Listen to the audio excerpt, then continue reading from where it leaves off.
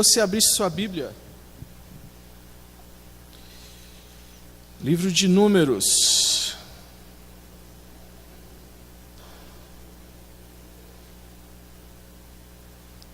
Números 13.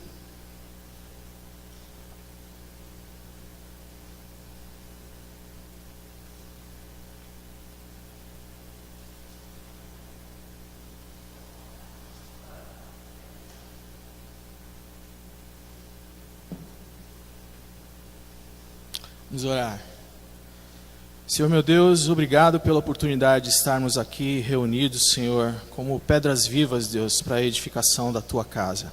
Obrigado por cada vida aqui, Senhor, por cada irmão, que a gente possa nos edificar, nos admoestar, servir uns aos outros, meu Deus, e sobretudo estarmos cheios do Teu Espírito, Senhor, transbordantes, para que a gente possa fazer a Tua obra.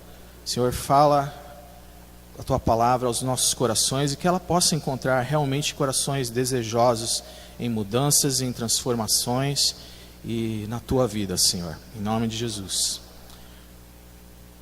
Bom, essa história ela é bem conhecida, né? Se você já compartilha da Bíblia há algum tempo, que se passa lá em Cades Barneia. Então, após ser vendido como escravo, José, depois de muitas provações, ele ascende no Egito como o segundo homem, né? Depois do faraó, era ele, o homem mais poderoso daquele lugar. Então ele perdoa os seus irmãos que o haviam vendido e ele traz a sua família para morar no Egito de maneira honrada lá. E naquela época eles eram 70 pessoas apenas. Mas aí os anos passam, José morre, seus irmãos morrem, o faraó morre. E 400 anos depois, aquela família se torna tão numerosa ao ponto de representar uma ameaça para o novo faraó. Então ele os faz de escravos, aquela nação inteira. E aí as chibatadas, as injustiças, fazem com que os hebreus se lembrem que eles têm um Deus que prometeu aos seus patriarcas proteção e, sobretudo, fazê-los uma grande nação. E aí, no berço daquele inferno todo, no olho do furacão, Deus permitiu que Moisés fosse criado em perfeita segurança, até ele descobrir que é um hebreu. Quando ele descobre que é um hebreu, ele então entra numa espécie de crise existencial, né? Ele não é egípcio de nascimento, mas também os hebreus não o conheciam e não o reconheciam.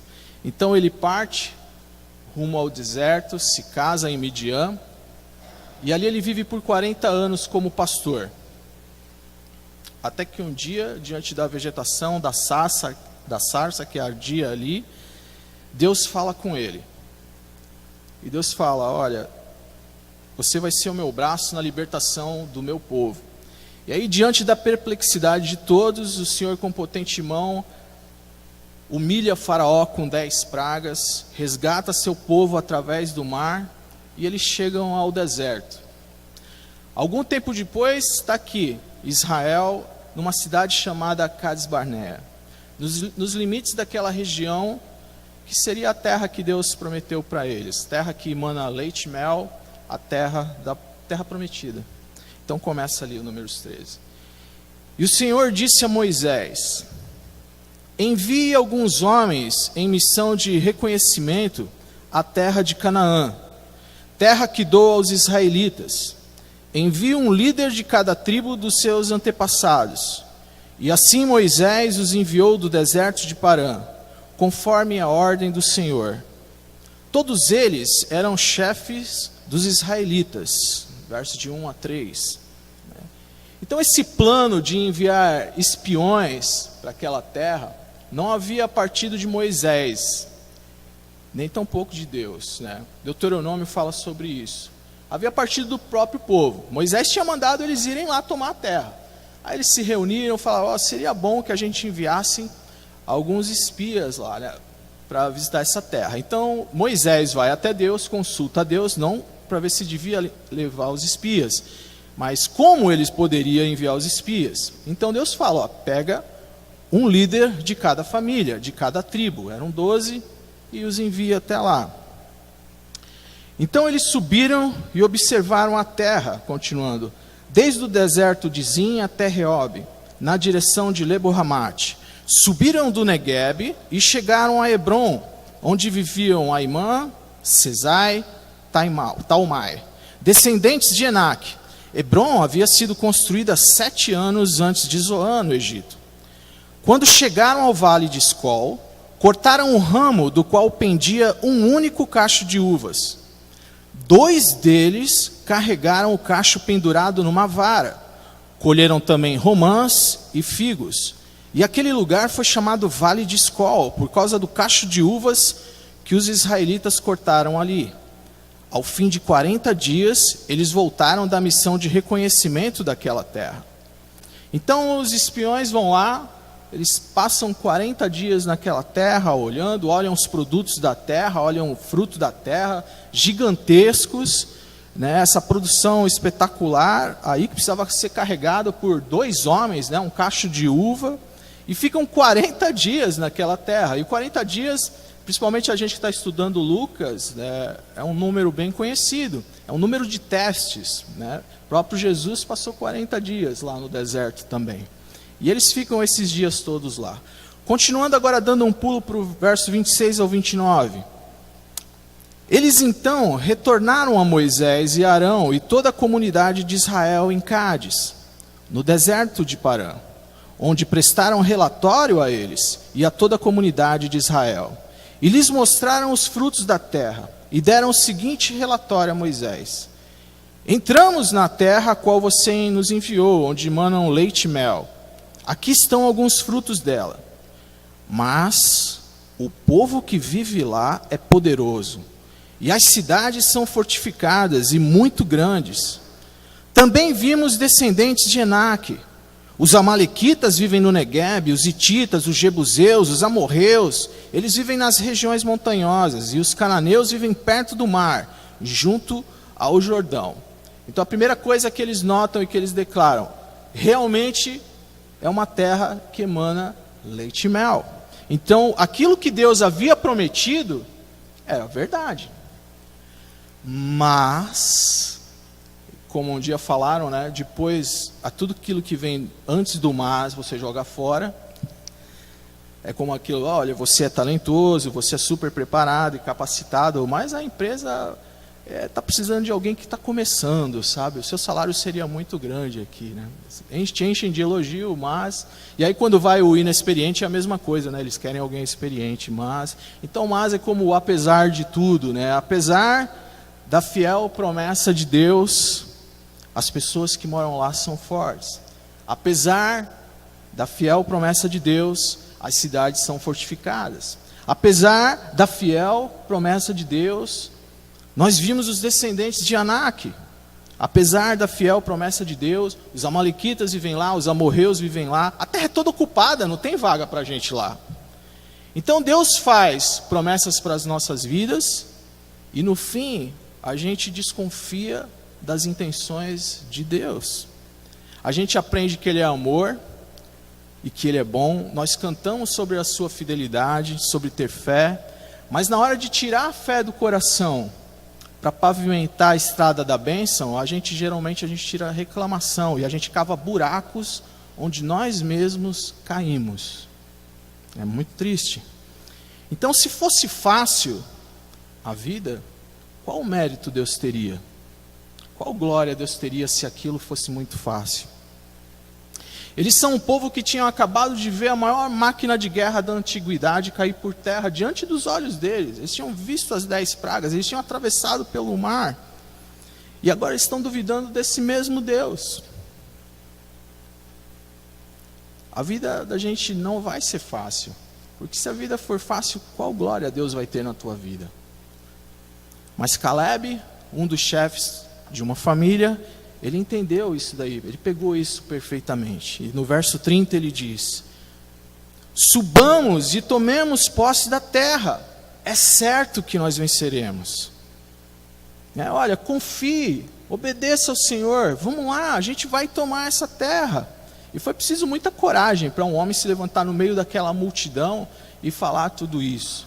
Mas é exatamente esse espírito que Paulo fala em Romanos 3:4, quando ele diz, olha, seja Deus verdadeiro e todo homem mentiroso. Deus falou que a gente ia tomar essa terra. Deus falou que a gente ia pegar isso aí. Por que vocês estão dando esse relatório? Mas, verso 31, os homens que tinham ido com ele disseram, não podemos atacar aquele povo, é mais forte do que nós. E espalharam entre os israelitas um relatório negativo acerca daquela terra. Disseram, a terra para a qual fomos em missão de reconhecimento, devora os que nela vivem. Todos os que vimos são de grande estatura. Vimos também os gigantes, os descendentes de Anak, diante de quem parecíamos gafanhotos, e nós a eles. Então, a descrença ela sempre aparece às vezes como algo factual, algo prático. No entanto, muito mais do que algo factual, a coisa mais factual que pode acontecer na nossa vida, acredite nisso, é a promessa que Deus tem na tua vida.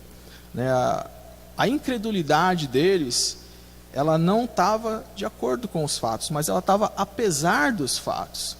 Então, dois homens, eles podiam ver exatamente a mesma coisa. Eles viam as mesmas uvas, eles viam os mesmos homens, eles viam as mesmas fortalezas, e um podia sair cantando em fé, e o outro murmurando a desgraça.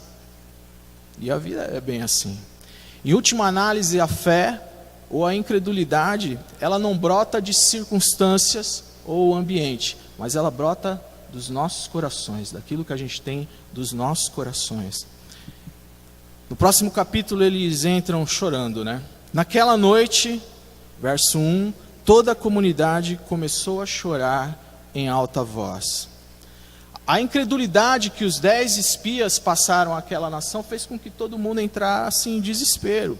Israel chorou demais aquela noite ao ver que os inimigos que eles têm em Canaã são formidáveis. Eles foram lamentando porque Deus não tinha tornado as coisas mais fáceis. Muitas vezes a gente espera que Deus torne as coisas mais fáceis para nós. Quem não espera? Mas o problema é quando nós começamos a nos ressentir com Deus.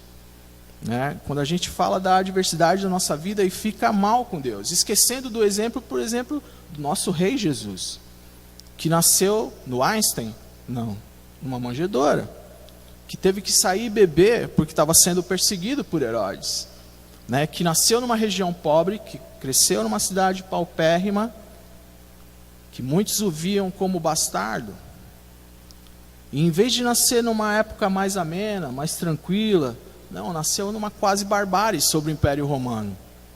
Então a gente reclama da nossa vida, enquanto Jesus nos convida a superar essas adversidades. Sem dramas, sem mentira, ele diz para nós assim, neste mundo tereis aflições, contudo tenham ânimo, pois eu venci o mundo. Então eles passam a culpar Deus por causa do seu problema. Esquecem que Deus é um Pai amoroso. Deus estava tentando fazer realmente com que algo morresse ali. Mas era o velho homem. Eram as velhas práticas. E Israel, ela fica se lamentando. Eles ficam se lamentando porque eles não querem que esse velho homem morra. Eles estão olhando o futuro diante deles, mas eles não querem esse futuro. Eles estão se lamentando porque eles não querem perder essas velhas práticas. Eles ficaram mais ou menos 1 ano entrando adentro, e Deus preparando aquele povo. Números fala sobre a organização. Deus organiza aquele povo, Deus separa em tribos, Deus elege os sacerdotes, Deus os purifica, Deus dá civilidade àquele povo que cresceu escravo, e está preparando eles para ser uma nação. E agora Deus está ali convidando eles para entrar e tomar a terra prometida. Mas a descrença deles fez com que eles pensassem que a bênção era uma maldição na vida deles. E continua, no verso 2, todos os israelitas queixaram-se contra Moisés e contra Arão. E toda a comunidade lhes disse, quem dera tivéssemos morrido no Egito ou nesse deserto, porque o Senhor está nos trazendo para essa terra só para nos deixar cair a espada? nossas mulheres e nossos filhos serão tomados como despojo de guerra. Não seria melhor voltar para o Egito? Então a murmuração deles partiu primeiro para quem? Para os líderes, né, gente? É o caminho mais fácil. Foram direto em Moisés e Arão. Mas vistos que esses eram líderes levantados pelo Senhor, eles estavam murmurando contra o Senhor. A queixa deles é contra o Senhor, mesmo que eles estejam se dirigindo a Arão e Moisés. Provavelmente havia algumas pessoas ali no meio com falsa espiritualidade, dizendo, olha, não, a gente não tem nenhum problema com Deus. Deus é maravilhoso, né? Nós cremos no Senhor, nós jamais nos rebelaríamos contra o Senhor. Nosso problema é com esses dois aí que nos levaram para essa furada. Provavelmente teve gente desse jeito aí, né? E eles ficam, se nós tivéssemos ao menos morrido. Então o desafio de fé deles é tão penoso para eles, é tão penoso que eles preferiam morrer naquele deserto do que se aventurar em fé com Deus ao lado deles. E tragicamente era o que ia acontecer com toda essa geração, quase toda ela. Porque o Senhor nos trouxe a essa terra para cairmos à espada. Então primeiro eles começam, note bem a escala, eles começam falando dos líderes, mas agora eles já chamam Deus de quê? De assassino. Eles começaram falando dos líderes, mas em seguida eles já estão falando de Deus como um assassino. Olha, foi para isso que Ele nos trouxe, para que nossos filhos morressem aqui, para que nossas mulheres morressem aqui. Então disseram uns aos outros no verso 4, escolheremos um chefe e voltaremos para o Egito. Pura rebelião, né? Eles disseram que não queriam um plano de Deus, eles não queriam os líderes que Deus colocou para eles, e eles não queriam a terra de Deus. Mais do que isso, eles acreditavam plenamente que eles eram mais inteligentes do que Deus. Então, olha só, disseram uns aos outros. Eles começaram a conversar ali entre eles, falaram, tem uma grande ideia, vamos escolher um líder que nos leve de volta ao Egito. Então não serve a terra, não serve a promessa, não serve Deus, não serve os líderes, não serve nada, e eles são mais espertos que todo mundo. Então ali, democraticamente, eles tinham uma ideia melhor do que Deus. Nós vamos escolher. Deus não sabe escolher, nós sabemos escolher, né? E quantas vezes isso não acontece conosco, gente? Quantas vezes isso não acontece conosco? A gente não gosta do chefe, a gente não gosta do professor, a gente não gosta do prefeito, a gente não gosta do presidente, a gente não gosta do líder, a gente não gosta do pastor. Quanto mais isso vem ao nosso coração, mais é um relato de quão longe a gente está de Deus e quão carnal a gente anda. Fartos de carne e miseráveis de espírito. Versos de 5 a 9 diz, então Moisés e Arão prostraram-se rosto em terra, diante de toda a assembleia dos israelitas. Josué, filho de Num, e Calebe, filho de Jefoné, dentre os que haviam observado a terra, rasgaram as suas vestes e disseram a toda a comunidade dos israelitas, a terra que percorremos em missão de reconhecimento é excelente. Se o Senhor se agradar de nós, Ele nos fará entrar nessa terra onde manam leite e mel, e a dará a nós. Somente não sejamos rebeldes contra o Senhor, e não tenham medo do povo da terra, porque nós os devoraremos como se fossem pão. A proteção deles se foi, mas o Senhor está conosco. Não tenham medo deles. Primeiro vem os experientes, né? Vem Arão e Moisés. Quando eles escutaram aquilo tudo, quando eles viram o que o povo tinha feito, eles não quiseram nem falar, nem discutir. Eles falaram, meu pai, isso não vai dar certo. Já prostraram o rosto em terra ali e começaram a interceder com aquele povo que a história não ia acabar bem. Mas Calebe e Josué já eram diferentes, já eram novinhos, né? Eram otimistas. Então ali subiram, gente, vamos lá, a gente consegue sim, não se rebelem contra o Senhor. Rasgaram suas vestes, mostrando luto contra aquela situação. Olha, não se rebelem contra o Senhor, vamos lá, gente. Mas olha o que eles fizeram no verso 10. Mas a comunidade toda falou em apedrejá-los. Então a glória do Senhor apareceu a todos os israelitas na tenda do encontro. Essa foi a resposta do povo ao encorajamento do homem de Deus. Vamos apedrejar, vamos matar esse cara, porque esse cara está louco. Eles vêm com um desafio de fé para aquele povo, para encorajar aquele povo a marchar em frente, e aquele povo faz o quê? Vamos pensar nisso que ele está falando, talvez faça sentido. Não, vamos matar, vamos acabar com eles.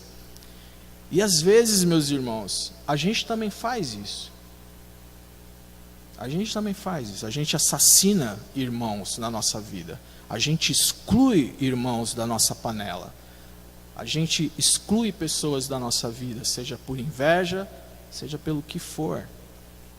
A gente arranca eles de nós, nos tornamos assassinos, tanto como esses homens são. Ou será que a gente acha que só eles pensariam numa coisa dessa? Quantas vezes a gente não pensou como Israel? Quantas vezes a gente não pensou como populacho? E muitas vezes a gente é assim mesmo. A glória do Senhor apareceu naquele lugar quando eles decidiram matar aqueles dois. Então, normalmente, quando a glória do Senhor aparece, é algo muito bom, né? Mas a gente não pode esperar que nada de bom aconteça depois de um momento como esse. Então, o Senhor diz a Moisés, no verso 11: até quando esse povo me tratará com pouco caso? Até quando se recusará em crer em mim, apesar de todos os sinais que eu realizei entre eles? Eu os ferirei com praga, eu os destruirei, mas farei de você uma nação maior e mais forte do que eles. Então vejam, o Senhor aparece em sua glória, né? A glória do Senhor resplandece naquele acampamento. A glória do Senhor resplandece. Está todo mundo vendo a glória do Senhor. E Deus fala assim, ó, olha para eles e Moisés, não fala com eles. Fala só com Moisés. Está todo mundo vendo a situação, mas ele só fala com Moisés. Não quero nem falar com esses caras. Falar com você. Deus fala diretamente com Moisés. Muitos dos filhos de Deus, em rebelião, às vezes se perguntam sobre o silêncio de Deus. É claro que Deus às vezes fica em silêncio para que a gente cresça em fé. Isso é normal, faz parte da caminhada. Mas a gente também tem que ser maduro para perceber se esse silêncio de Deus não tem a ver com a nossa rebelião contra Deus. Então é importante que a gente sempre examine o nosso coração. Todo momento de ceia aqui, nós somos convidados a examinar o nosso coração, a não ter pressa, a não fazer daquilo um ritual, mas tentar equalizar o nosso coração com Deus e ver se não há nada errado. Porque muitas vezes a reclamação que nós temos de que Deus não está falando comigo, pode ser isso. Às vezes nós nem sabemos, a gente acha que está agindo certo, a gente acha que está sendo correto, e não estamos. Então a gente tem que ser humilde ao ponto de perguntar para Deus: Senhor, será que eu estou em rebelião contigo? Será que aquilo que eu pensava ser certo não era? Por favor, Deus, me mostra. E Deus pode mostrar. Até quando essas pessoas me rejeitarão? Disse Deus a Moisés naquele dia, e nos diz hoje: eu os ferirei, eu os deserdarei, e farei de você uma nação maior e mais poderosa. Essa é uma oferta bem dramática para Moisés, olha só. Ele está falando para Moisés aqui. Farei de você uma nação maior e melhor. Vou matar todo mundo aqui, só vai ficar... E eu vou fazer de você uma nação maior e melhor. Bora? Né? Isso é uma coisa que seria inebriante para Moisés, né? Moisés podia falar: olha, eu tenho visto que eles são reclamão mesmo, né? Não vou aguentar muito essa gente não, então vamos fazer um povinho melhor aqui para atravessar isso daqui. Não é uma má ideia que o Senhor está dando não, mas ele não faz isso não, né? Mas se Moisés não fizesse nada, não dissesse nada, não intercedesse por aquele povo, pode ter certeza que Deus ia seguir com esse plano. Moisés disse ao Senhor, no verso 13: então os egípcios ouvirão que pelo teu poder fizeste este povo sair dentre eles, e falarão disso aos habitantes dessa terra, e eles ouvirão que tu, ó Senhor, estás com este povo, e o que te vem face a face, Senhor, e que a tua nuvem paira sobre eles, e que vai adiante deles numa coluna de nuvem de dia, e uma coluna de fogo de noite. Se exterminares este povo, as nações que ouvirem falar do que tu fizeste, dirão, o Senhor não conseguiu levar esse povo à terra que lhes prometeu em juramento? Por isso os matou no deserto? Então Moisés nem por um segundo ele pensa em receber aquela oferta, nem por um segundo ele pensa em aceitar aquilo. Em vez disso, ele intercede por aquele povo. Ele se importa com a glória do Senhor, note isso, ele se importa, ele é zeloso para com o Senhor, mas ele é zeloso também com o povo de Israel. Então é aquele cara que se mete no meio de briga grande, né? Se meteu no meio de uma briga grande ali. Então os egípcios ouvirão, pois por tua força trouxeram essas pessoas dentre eles. O zelo de Moisés pela glória de Deus era evidente. Ele sabia que se Deus destruísse aquela nação e começasse com Moisés, aquilo ia chegar principalmente no Egito, ia ser uma marca negra nessa condução, né? E eles podiam dizer, olha só, ele não conseguiu levar o povo até lá. A rebelião e o pecado deles era tão grande que o poder dele não deu conta. Não conseguiu. E Moisés fala, apela para, olha, se lembra, você jurou, jurou que ia levá-los até lá. Moisés fala a Deus sobre isso. Mas agora ele continua, que a força do Senhor se manifeste segundo prometeste. O Senhor é muito paciente, grande em fidelidade, e perdoa a iniquidade e a rebelião, se bem que não deixa o pecado sem punição, e castiga os filhos pela iniquidade dos pais até a 3ª e 4ª geração. Segundo a tua grande fidelidade, perdoa a iniquidade desse povo, assim como a tens perdoado, desde que saíram do Egito até agora. Então Moisés se gloria sim no poder de Deus, mas pede que Deus usasse esse poder, mostrando que misericórdia, longanimidade a um Israel completamente rebelde.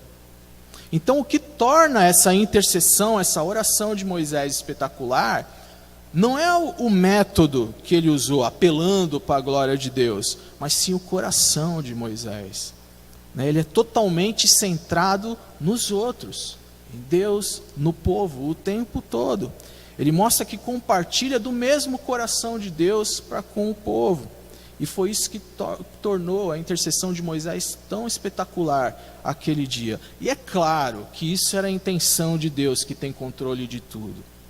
É claro que Deus queria extrair ali de Moisés o melhor coração, como quer extrair na nossa vida o melhor coração, segundo Jesus Cristo, conformado com o coração de Jesus Cristo.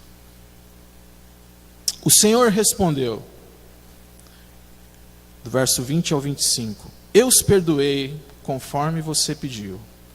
No entanto, juro pela glória do Senhor, que enche toda a terra, que nenhum dos que viram a minha glória e os sinais miraculosos que realizei no Egito e no deserto, e me puseram à prova, e me desobedeceram 10 vezes, nenhum deles chegará a ver a terra que eu prometi, com juramento aos seus antepassados. Ninguém que me tratou com desprezo haverá. Mas, como meu servo Caleb tem outro espírito, e me segue com integridade, eu farei entrar na terra que foi observar, e seus descendentes a herdarão. Visto que os amalequitas e os cananeus habitam nos vales, amanhã deem meia volta e partam em direção ao deserto, pelo caminho que vai para o Mar Vermelho. A resposta de Deus a Israel seria completamente plena e reflexiva, da sua glória. Ele vai mostrar misericórdia e perdão, ele não vai destruir aquele povo ali naquele momento, mas de um modo consistente com o seu caráter. Seu amor não anula a justiça, e por causa do pecado deles, eles não iriam ver a terra prometida. Eles negaram aquela terra, eles não queriam, então eles não vão ter.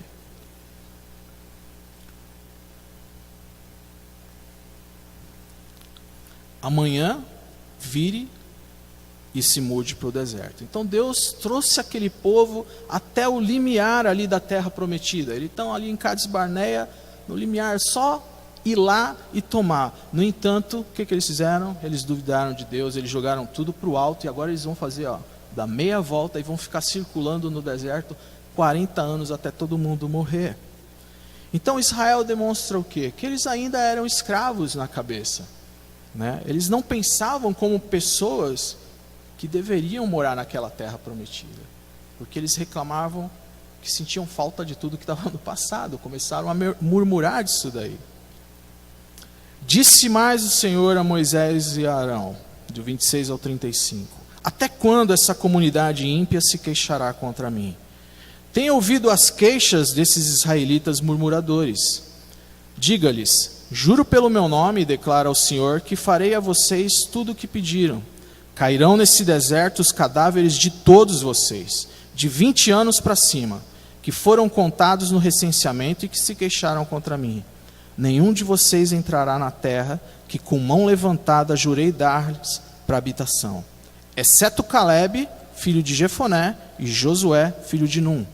Mas quanto aos seus filhos, sobre os quais vocês disseram que seriam tomados como despojo de guerra, eu os farei entrar para desfrutarem da terra que vocês rejeitaram. Os cadáveres de vocês, porém, cairão nesse deserto. Os filhos de vocês serão pastores aqui durante 40 anos, sofrendo pela infidelidade de vocês, até que o último cadáver de vocês seja destruído no deserto. Durante 40 anos vocês sofrerão a consequência dos seus pecados e experimentarão a minha rejeição. Cada ano corresponderá a cada um dos 40 dias em que vocês observaram a terra. Eu, o Senhor, falei, e certamente farei essas coisas a toda essa comunidade ímpia que conspirou contra mim. Encontrarão o seu fim nesse deserto e aqui morrerão. Então eles disseram, né, se ao menos nós tivéssemos morrido no deserto, né, Deus agora está cumprindo o desejo deles, então vocês vão morrer nesse deserto, vocês vão ficar rodando aí por 40 anos, até que o último cadáver de vocês beije o chão. Né, eles preferiram a morte no deserto do que uma caminhada em fé com Deus. Mas ao contrário do que eles disseram, porque eles falaram que Deus tinha trazido eles para morrer à espada, e os filhos deles e as mulheres dele, ele falou, não, os filhos de vocês vão herdar essa terra, né? Eles vão entrar nessa terra. Então o homem velho, ou velho homem, que ainda é escravo do pecado, que ainda desacredita na bondade de Deus, ele não pode herdar a promessa de Deus. Deus faz isso com a gente a todo tempo, e é muito importante que a gente ouça a sua voz. Alguém deve morrer, e é o homem velho, é o velho homem. A gente não pode viver da mesma forma como nós vivíamos, ou a gente nunca vai adentrar a terra que Deus prometeu. Versos 36 ao 38. Os homens enviados por Moisés em missão de reconhecimento naquela terra voltaram e fizeram toda a comunidade queixar-se contra ele, ao espalharem um relatório negativo.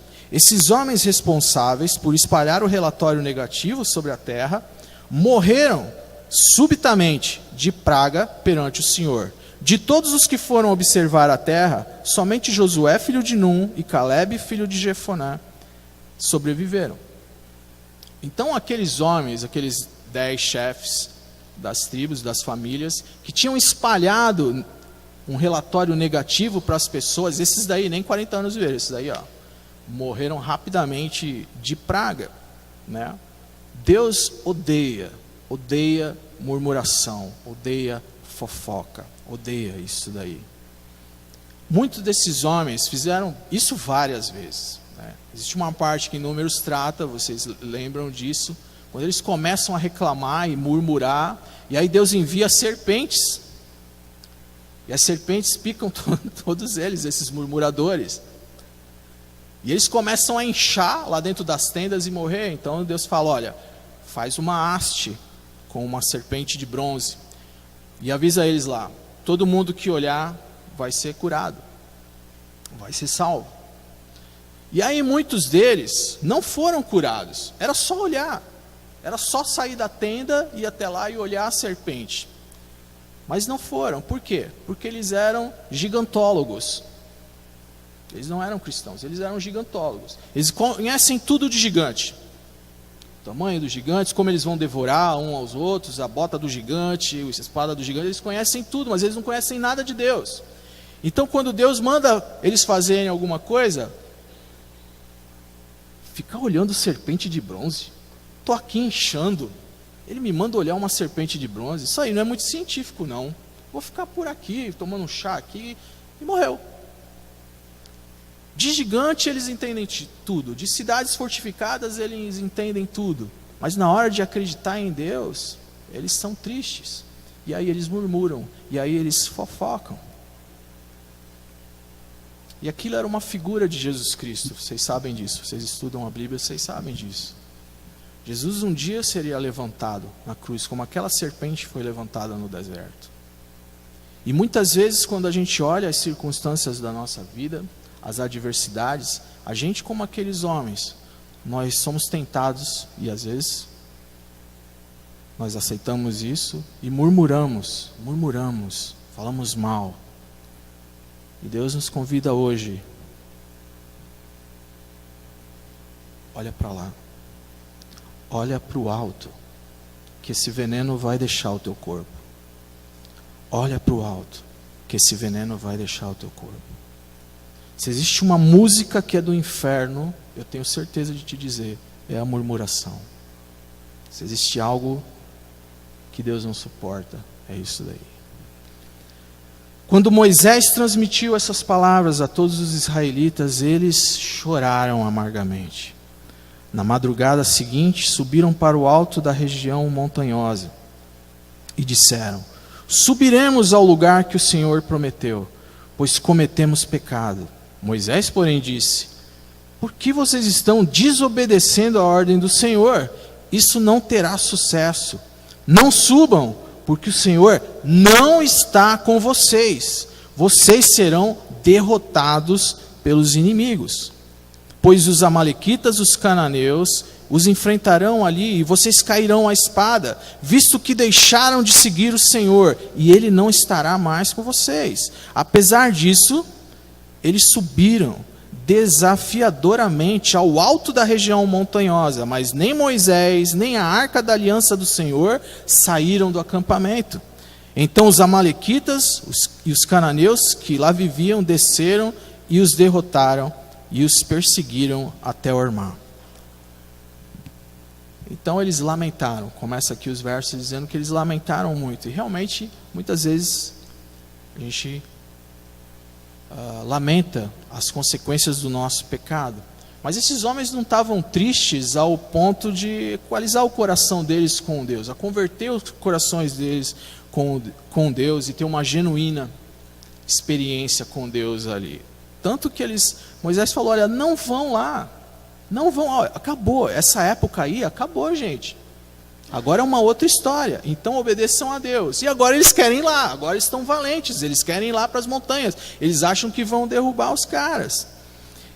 Eles não tiveram êxito quando Deus estava do lado deles. Eles acharam que Deus não era suficiente. Mas agora eles estão sozinhos e estão achando que são suficientes. Não é louco isso? E aí eles sobem aquela montanha para lutar com os caras. E botam eles para correr, são derrotados. É uma história triste desse povo que pereceu no deserto. Mas olhemos com a visão de Caleb.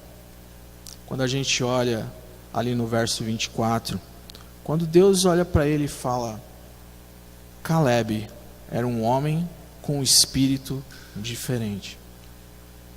Imagina que coisa maravilhosa é quando Deus olha para você e vê em você algo que dá alegria a Ele. Você regozija a vida de Deus. Em meio a tanta gente que trata Deus com desprezo, com desdém, com tanto fez, tanto faz, você é alguém que leva a sério Deus. Em meio a tanta gente que tanto faz o horário que é esse culto, eu vou chegar lá e vai estar rolando mesmo. Você é aquele que amanhece o dia intercedendo por esse culto, para que a glória do Senhor apareça, para que Deus abençoe as pessoas, para que Deus cure as pessoas. Você ora com o teu irmão. Em meio a tanta gente que só murmura, você é aquele que adora, você é aquele que louva, você é aquele que ergue os braços, que dobra o seu coração. Em meio a tanta gente tramando contra os outros, você é aquele que é pacificador, que traz paz, que traz reconciliação, que admoesta, que exorta. Você tem outro espírito. E é por pessoas assim que Deus procura, por adoradores dessa forma. Enquanto muitos estão desistindo, você está vendo oportunidade. Você quer luta. Enquanto muitos estão sucumbindo a esse coral aí de lamentação e de vitimização, você é aquele que é cheio de gratidão, cheio de fé. Você é forte, você é corajoso. Você não tem dúvida que Deus te chamou para isso. Caleb é esse cara aí. É ele que é uma pessoa, como é mencionado lá em 2 Crônicas 16, 9. Pois os olhos do Senhor estão atentos sobre toda a terra, para fortalecer aqueles que lhe dedicam totalmente o coração.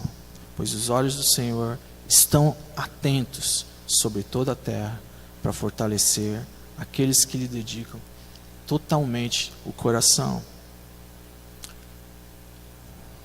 Assim como os outros homens, Caleb também viu gigantes. Ele viu as fortalezas, ele viu as muralhas, mas ele simplesmente disse a si mesmo: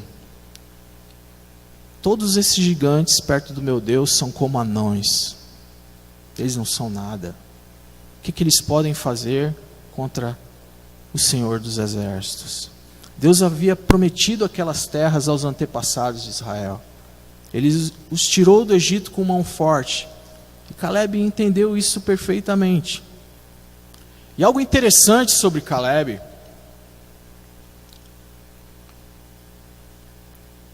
é que não há nada de muita luz, assim, de muito neon em cima dele. Ele é um homem simples, ele é um homem completamente ordinário. Às vezes a gente pensa que essas pessoas especiais para Deus, alguém superdotado, um PhD, alguém com doutorado, um Einstein, alguém com um talento muito grande, com sucesso, como o Neymar, assim, um Leonardo DiCaprio, muito poder, muito nada. Caleb era um homem comum, gente, um homem comum, mesmo no meio cristão, às vezes tem dessa. Eu queria tanto poder fazer isso, eu queria tanto ter o talento daquele irmão, eu queria tanto, como é que Deus vai olhar para mim? Isso é pura vitimização, porque Caleb não é nada disso aí. Caleb é um cara perfeitamente comum, mas que se destacava no meio da multidão, porque ele tinha um espírito diferente, ele tinha um outro espírito. Por ter uma outra visão, por andar com Deus, por estar perto de Deus, ele ouvia Deus, ele confiava em Deus, ele sabia quem era o Deus da vida dele. Tem muitas pessoas nas manchetes aí do mundo inteiro que são completamente desconhecidas no céu. E muita gente aqui que é conhecido lá no céu. Deus fala, esse tem um espírito diferente. Existe uma frase de William Carey que ele diz assim: eu não tenho medo do fracasso, eu tenho medo de ter sucesso em coisas que não importam. Não havia nada em Caleb ainda ligado ao Egito. Tudo que ele queria era tomar posse daquilo que o Senhor tinha dado para ele. O Senhor colocou à disposição dele. O fruto da terra é gigante, a terra é maravilhosa. É exatamente como Deus disse que a terra era. É isso que eu estou olhando. Mas existem pessoas que só conseguem dar relatos amargos, negativos, destrutivos. Tudo para eles é difícil, tudo para eles é árido, tudo para eles é triste, tudo para eles é desanimador. São pessoas que parece que só conheceram na vida o deserto.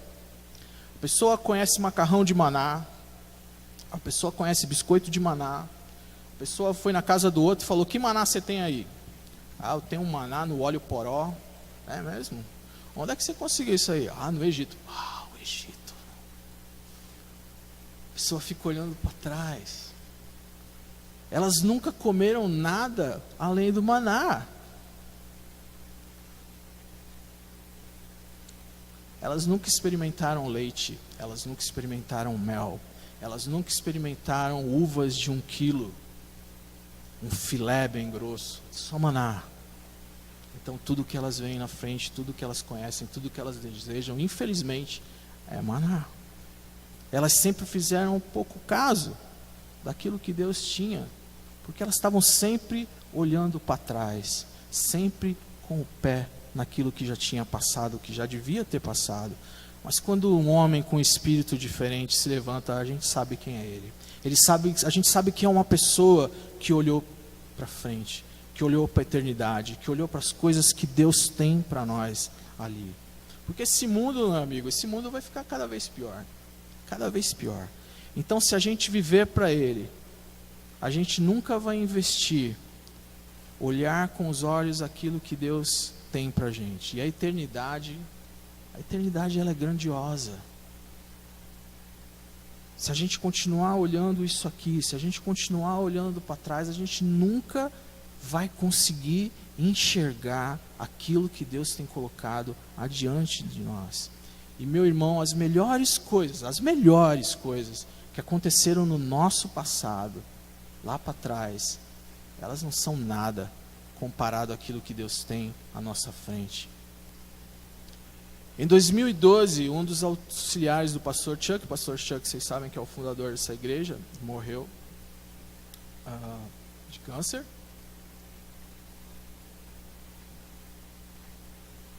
Ele estava vindo de uma bateria de quimioterapia. E esse auxiliar dele, um pastor auxiliar estava com ele, veio. E quando chegou ali, ele sentou. Ele olhou para o Chuck e falou assim: Chuck, e aí? O que os médicos falaram? Qual é o relatório dos médicos? E aí o Chuck, ele ficou assim na cadeira, tal, olhou para ele e falou: meu amigo, sobre os exames eu só tenho algo a te dizer. Viver é Cristo e morrer é lucro.